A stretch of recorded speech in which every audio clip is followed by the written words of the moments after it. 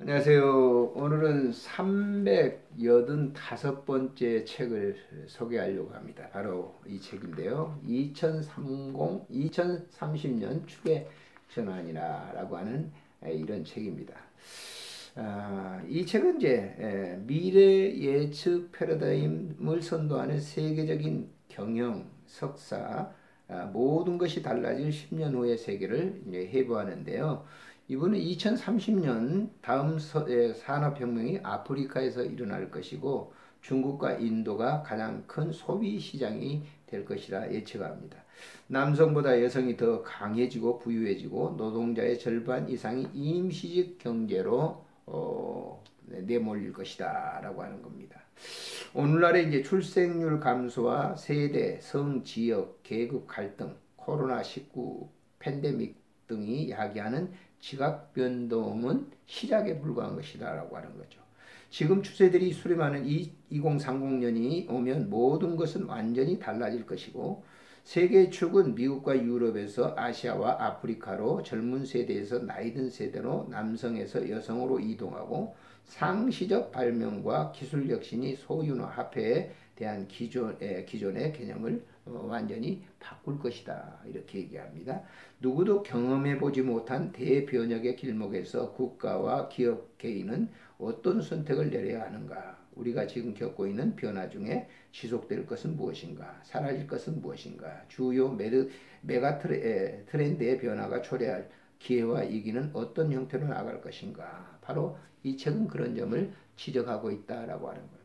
우리가 한 번도 경험해보지 못한 나라를 지금 경험하고 있듯이 2030년에는 바로 그렇게 큰 우리 지금 경험하고 있는 것보다도 훨씬 더 큰 그런 세계가 도래할 것이라고 하는 것을 얘기합니다. 이 책을 쓴 마우로 F 키에는 글로벌 트렌드 및 국제 비즈니스 전략 분야의 세계적인 전문가입니다. 현재 펜실베니아 대학교 와튼스쿨 국제 경영학 교수로서 재직하고 있는데 미국 예일 대학교에서 사회학 박사 학위를 스페인 오바도 대학교에서 정치 경제학 박사 학위를 받았습니다. 인구와 경제의 변화가 기술적인 발달에 어떤 영향을 미치며 그 반대의 경우는 어떤지 관한 연구의 가장 독창적 행보를 보여준다고 말할 수가 있습니다. 이분이 이제 이 책을 이제 한국어판으로 이렇게 번역해 하면서 인사겸에 쓴 말이 있는데 우리 한국에 대한 지대한 관심을 가지고 있다고 하는 점을 여기서 또 얘기하고 있습니다.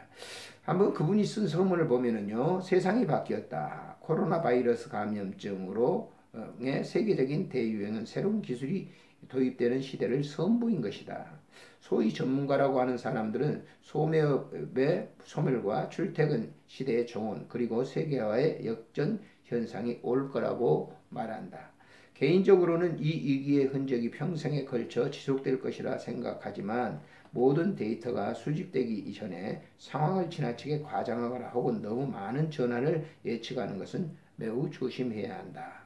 분명 전자상거래와 재택근무, 보호무역과 외국인 협업 같은 반세계화의 현상들은 매우 중요한 추세들이다. 하지만 반드시 전문가들이 주장하는 방향으로만 세상이 흘러갈 것은 아니다라고 하는 자기도 여기서 예측을 하고 있지만은 그 예측대로 가지는 않을 것이다라고 하는 거예요. 이전에 유행했던 감염병과는 달리 이번 사태는 기존에 이미 하고 있었던 흐름을 더욱 가속화할 것이다.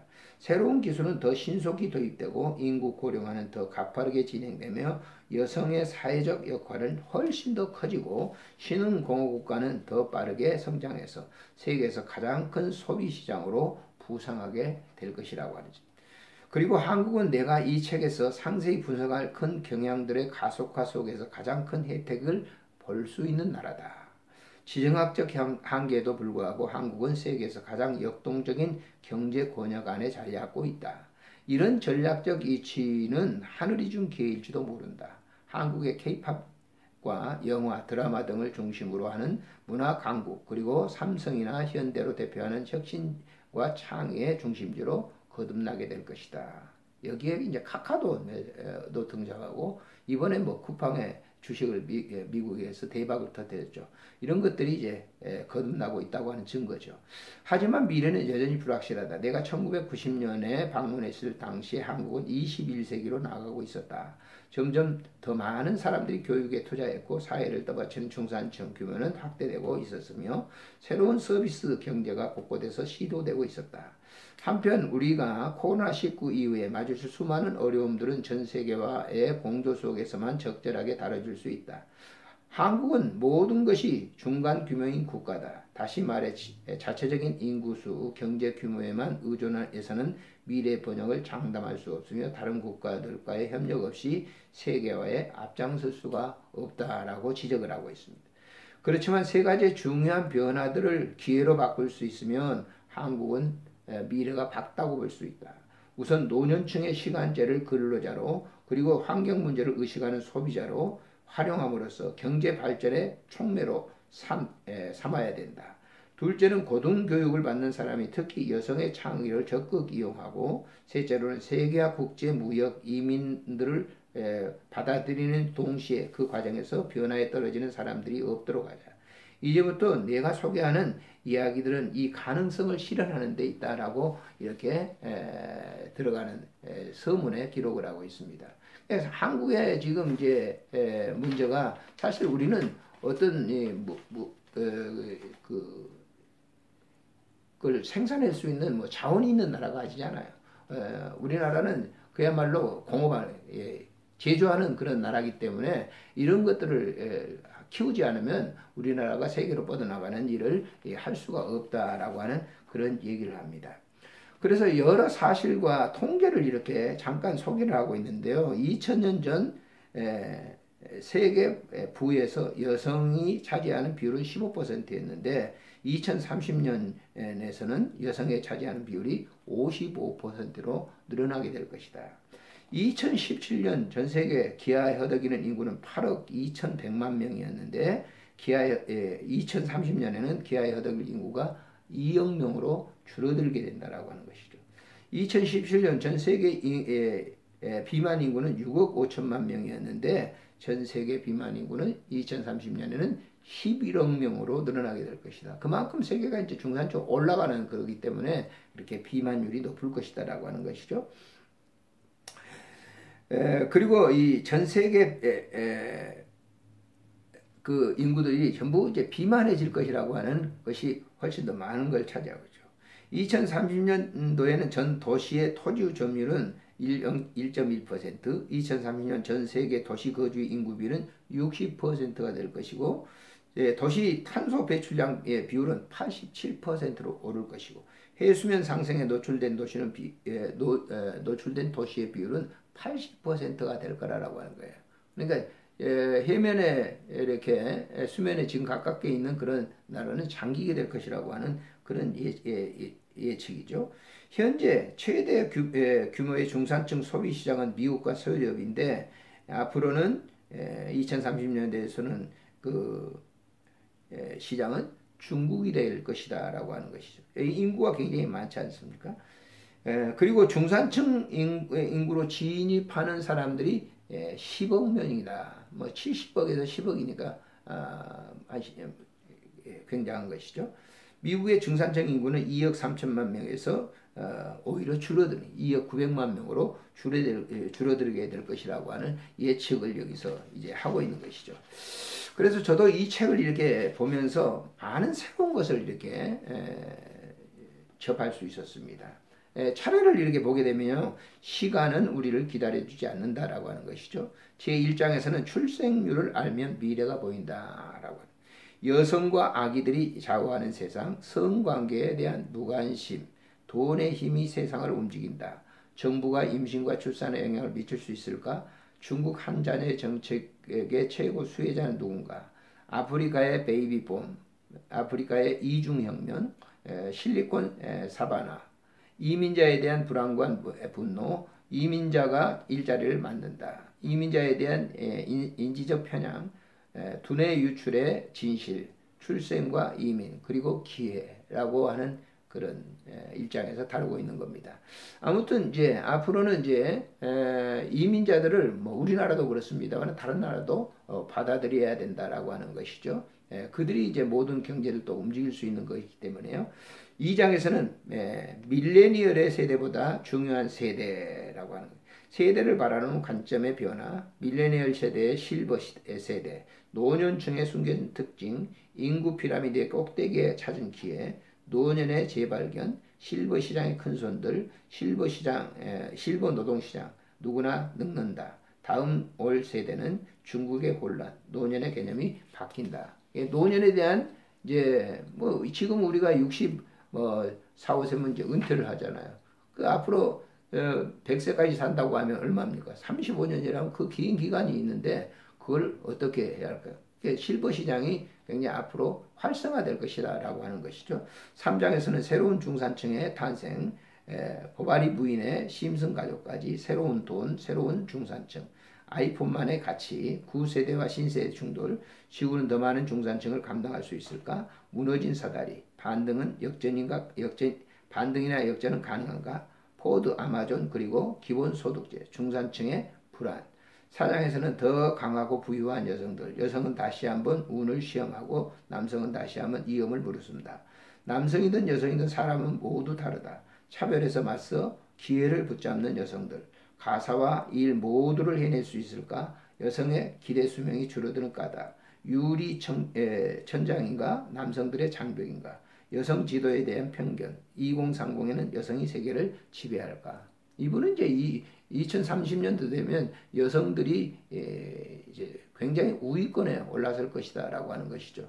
그런 일들 때문에 여성의 수명이 지금은 이제 길잖아요. 남성보다 단축될 것이다라고 하는 뭐 많이는 아니지만은 여성들이 많이 활동하고 스트레스 쌓이고 그러게 되면 단축될 것이다. 5장에서는 변화의 최전선에 도시가 있다. 여러 도시는 뜨겁다. 도시의 빛과 그림자, 집안에만 있는 사람들과 소셜미디어. 너찌가 도시와 지구를 구할 수 있을까? 물의 소중함, 바퀴의 재창조, 물의 에너지의 연계, 화물용 컨테이너 안에서 농사짓기, 다시 살아가는 도시들, 성소수자와 방랑자, 2030년의 도시는 어떤 모습일까라고 하는 그 예견도 해봅니다. 우리 지금 서울도 지방으로 서울, 물론 이제 집값이 비싸고 그러기 때문에 그렇습니다만은 사실 도시에서 그 지방으로 빠지는 것이죠. 일본 같은 데가 지금 그렇고 미국도 역시 뭐 샌프란시스코도 그런 바깥으로 빠져나간다고 그래요. 6장에서는 과학기술이 바꾸는 현재와 미래, 손목시계의 흥망성쇠, 캔브라의 아기 대폭발, 인간과 로봇은 친해질 수 있을까? 인공지능의 윤리학, 모두가 3D 프린터를 갖고 있는 세상에 파리 기후 협약이 필요 없다. 더 공정해지는 보험, 건강하고 행복한 뇌 만들기, 나노기술, 기술의 변화 해결사, 전자책, 포도주, 그리고 혁신의 조건, 기술 개발의 재창조. 7장에서는 소유가 없는 세상, 오래된 규범의 회귀, 연결의 힘, 임시직 경제, 새로운 계층의 출현, 압도적 독점의 위험, 디지털 공유주의 비극, 그 양배추를 버리지 마오, 공유협력의 그리고 미래. 8장에서는 너무 많은 화폐들, 세상에 공짜 점심은 없다.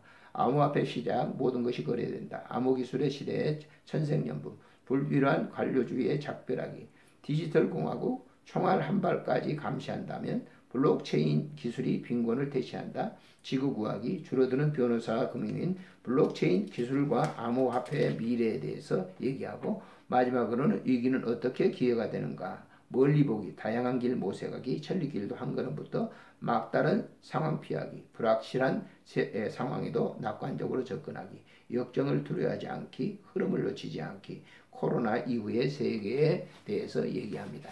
아무튼 이 책을 보면서 저도 처음에 이 책을 샀을 때는 2030년은 어떤 세계가 될 것인가 하는 그런 관심 속에 이 책을 사서 이제 보게 됐습니다만은 이 책은 그런 미래에 대한 불안을 주기 위한 것이 아니라 지금의 우리들이 어떤 자세로 그때를 맞이해야 될 것인가 하는 것을 여기서 우리에게 주어지는 것이에요. 그렇기 때문에 그 전혀 알지 못하고 가는 사람하고 어느 정도 예측을 하고 가는 사람하고는 그 삶의 질이 완전히 차이가 나는 것이죠. 그래서 이 책을 이렇게 봄으로 인해서 2030년 도래할 그 세계가 어떻게 될 것이라는 거는 어느 정도 뭐 분명한 100%의 것은 아니지만은 어느 정도 예측할 수 있는 그런 것이죠.